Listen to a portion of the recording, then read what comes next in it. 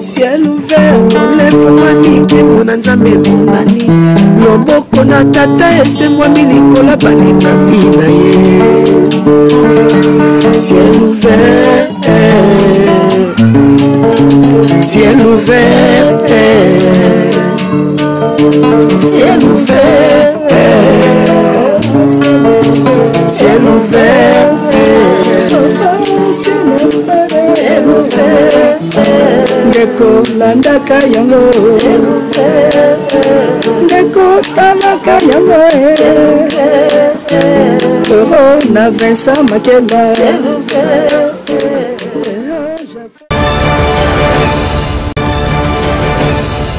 Abonnez-vous, suivez-moi sur notre chaîne YouTube. Ciel ouvert TV. Ciel ouvert TV. Ciel ouvert TV. C'est jamais déçu. Abonnez-vous. Vous aurez des émissions, des concerts, des prédications. Ciel ouvert TV. Et voilà. Bananzambe, shalom, shalom, shalom. C'est votre bien-aimé, votre humble serviteur, le pasteur Vincent Makela Oyate Makabino Mingi. N'habite partout dans le monde entier. Nzamba les gars pas morabino. Na kopé ça pena bambo tété, le kotanga bakombo. Parce que c'est un message spécial où nous avons appelé ça Kingai. Mikolo et les kaki, nous avons dit que nous avons santé pena malam tende à 100%. Parce que avant nous surtout à cause de la santé à 100%. Donc tu as santé à 50%, 40%, 60%. Parce que ce qui est côté de santé on a eu beaucoup de malades. À tous les santé dans le long monté dans tout parce que la condition de vie n'a pas très difficile, très difficile. Nous sommes allés à passer dans le nabiso. Il y a un message au point d'appel Saban Nzambe. Partagez en gros. Et vous avez un malamu pour nous sunga niveau Taban Nzambe. Ce qu'on a dit de mission, on a ça qui la fois passée. Nous avons que après Covid-19, coronavirus, madame Monsieur Kobima. Et Kobima surtout na poto et maladie oyo et banami qui a terrassé banamiki. On a appelé ce message Joana. Nakasi bato bakolanda première mission na saki ya Covid-19 bamoni ke na lobaki yango et puis malade yango ebimi e bani ko bomba bana mike na Europe na ko ba malade wana e ko yati awa na mboka na biso e ko bana ko bomba bana à partir ya 0 année kilo 10 à 11 ans madonna e ko sala très dangereux que coronavirus ce que je kaka mwana mwana osala ba fièvre asali mwa ba omona ka mwa ba nomali mukena nzoto et puis akei to sambela mingi pona bomo na biso pona ba santé na biso ya ba na biso ya ba famille na biso parce que jour na yoka kinzoto passe makasi na lali na oki bazola musangai babi na ngai tala olingo sala crise na se ya pongi un être spirituel est comme la musangai na la muki na sentir le soufflement na komaki na souffle mukuse et puis na babaka msula maso na kolo bango awati na zaki tellement faible na lali lisusu tango na lali mbalana ore être oyo akolo bananga ke on sala crise na sa pongi mais aye ko la musanga pour la deuxième fois wana tombo ngotana abina nga lamuka yoka radio oh na sabana la alusuka pour la deuxième fois lamuka yoka radio loko na tsaka radio moko za peme na ngai ezaka muke peme na ngai na zuka ka radio bande ko balinga na tsaka na mona tolo na ngai ce que je dis est vrai na ikolo ba makambo ya lukutate pela ko pesa ba témoignage ya lukutate c'est très dangereux parce que un faux témoin a ko la piner pas na nzala yom to kosela ko ba makambo bolo ba likambo yo monité mo bani ko loba yango makamba lukuta mo bani ko bank sala ngo batu yeba ke bible za ko réserver Bible le dit que Nzamba ça ko réserver et tout makasi pour avoir faux témoin.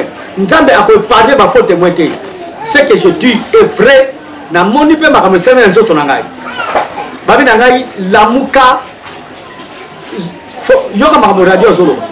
Mais radio ezaki ya okangama. Na zui radio na tango na motema na ngai. Bande ko bandi ko ka radio bandi ko loba. Et ben dit qu'orienter ngai parce que j'étais vraiment malade. Et ben dit qu'orienter ngai ba makamolo ba nanga na koloba ngote. Papa osala boye tala après et puis c'est le numéro à mutu boye. Papa benga mutoyo tout ça ba nini. Bande ko ba numéro pesa kingai. Makamolo ba kina ngai. Mbala moko na lamuki maboko na komi yango. Na bengi fibo boyebe malamu. Mon chauffeur na benga ke fils à papa. Na bi kele ko vérifier makamo oyo ange na nzambe un être spirituel et koloba ngai. Frère fils ake ko vérifier ezalaki exactement ndenge nzambe alobaki na ngai. Oh, je bénis beaucoup le Seigneur parce que le ministère na ngana ka mungu nzambe. Dieu me parle beaucoup. Nzambe alobaka na ngai mingi. À côté ça na likambo so bina lobate na kolobate. Moi je ne suis pas un bébé spirituel. Nyonso na mo le seka na lobate. Aiko la saka likambo na vana nga penye. Mais likambo na so dongo prani. Pona ko benda ko kebi ya batu ndenge diable azo disait bat. Bon na nga malamu na ko mananga na suka. Partager message oyo. Et ça on mo laïté. Partager yango. Alors bina nga boy. Alors que nous sommes au Congo. Avec ça makila ya kosakanate alobi nanga boy ba pays na batu ba bixa makape ba zwa ngona nzela ya le sang de l'agneau makile smasi ya eya pona elimbisa masumu pe épargner batu na masumu pe na kufa mais makila oyo tanga na Congo mboka na yo l'équipe même Makilaïs Massia pour Makila bato mingi et sopani ezali kolela ezali kobelela et puis so continuer kaka ko sopana on nzamba lingi mboka na biso mingi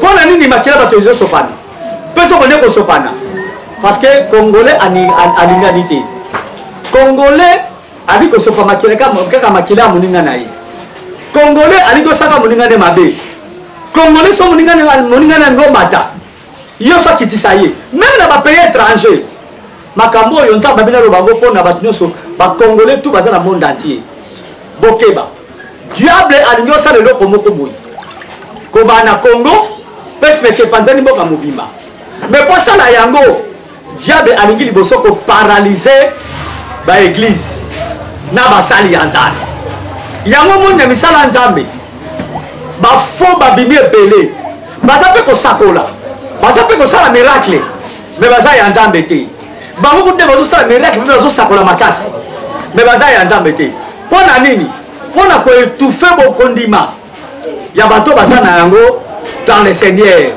pour osambela ka susu bien te oza suna confiance à basali ya nzambe te oza suna confiance à l'église te c'est diabolique c'est satanique soko tali na Bible Jésus azolo baboye bako kanga mobateli ya bapate pe bapate bako panzana yango zo sala maseka sikoyo vrai Jésus Christ kana ba vrai basali ya nzambe ba réputation mabe basali nzambe dobima e ba dobima ngolu ya nzambe ne bekolo ekokita et diable akoya ko régner événement moko munene ko sala na mboka na biso pe makila batominge kotanga lisusu ya mabe koleka soki na suka mbulo ote na so bana avec précision na ebandra bambule zoya eloko wana ekolekate parce que zali plan ya satana pour la mboka na biso to sabela ka mingi ba congolo bazala ba pays étranger tala so kotembi mata coronavirus et bombi ba to ebele ba to mingi ba kufi c'est donné ta to ko mettre pas ya kufi mettre pas mangaou auto kufa pour na nini parce que Polimbisa, ba Congolais boza na kati ya distraction. Nzamba robi na ngai, ba Congolais ba vena ba pays étranger. Bozongela nzambe. Bosambela nzambe kati na solo. Bobi mana ba distraction. Ezala ba pasteur, ezala ba politicien, ezala ba tomukili. Yo mutosinyaka alliance na nzambe na yo. Na Jésus na yo, soki obunga, songela alliance. Soko pengwa, songela alliance. Songela kondima na yo. Bien aimé, bondele pa ya nzambe. Nzambe ko biso ba directive. Akolakisa yo, akorienter yo.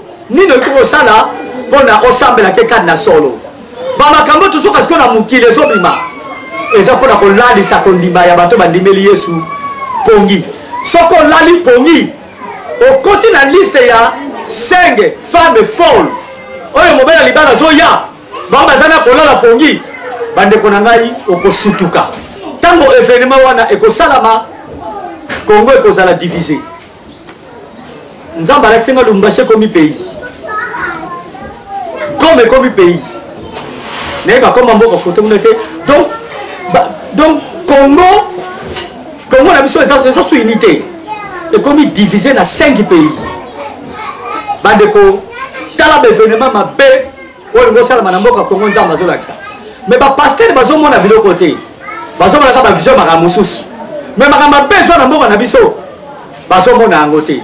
Alors bien aimé yango atosala pays étranger soki événement oyo esalami influence na yango ekokomela mpe yokuna na mboka ozali yebaka bandeko atone na feti biloko ya feti etondisaka te kasi biloko ya ndako yango nde etondisaka keba zongela kondima kotwaka na mboka moko Congo okosutuka keba congolais diable azolinga ko paralyser ko détruire biso na ba niveau nyonso atoza na pays étranger mupepe oyo kozwa yo parce que mupepe mabe ya mabe koleka na mboka oyo pe bato mingi baza na ba pays étranger bakolinga bino soutenir na bamboka wana na ba France na ba Belgique na ba Hongrie na ba Italie na ba États-Unis bakolinga ka bino lisusu te bokomona ngo na misu bakolinga bino lisusu te. Alors tokomi oyo tango ya prophétie oyo nkolo lobaka na monoko Simon Kimbangu eliko kokisama yanga to sambela mingi po ete biloko oyo kuta biso na kati ya distraction te ezalaki message on est ko pesa bato a monde entier et plus précisément ba congolais pour congolais soka yoki mutakala pasteur na kusala sute bana boy tala likambo salami boy tala police bo sali boy to sokota la distraction bazo la les sapso pongi pour Jésus revient bientôt. Or que Congo est un pays prophétique, très prophétique. Namona mukimoko nzamba linga lokola Congo te. Au moins le coronavirus. Et ça comme makana mino kabatwa. Mais comment na ngobe na misu to soko na ngote. Parce que nzamba lingi mboko mingi. To soko na kondima, to soko na confiance pa nzamba na biso. Pa basali ya nzambe ya mabe bazali mais ya soro bazali pour événement oyo nzamba sola tsempe mabe oyo zoya. Tous les parrains na commune Souka, c'est votre humble serviteur, le pasteur Vincent Makela Meshak. Bientôt, nous allons libérer au nom de Jésus-Christ. Amen. Abonnez-vous, suivez-moi sur notre chaîne YouTube. Ciel ouvert TV. C'est Leader TV. C'est Leader TV. C'est jamais déçu. Abonnez-vous. Vous aurez des émissions, des concerts, des prédications. Ciel ouvert TV. Et voilà.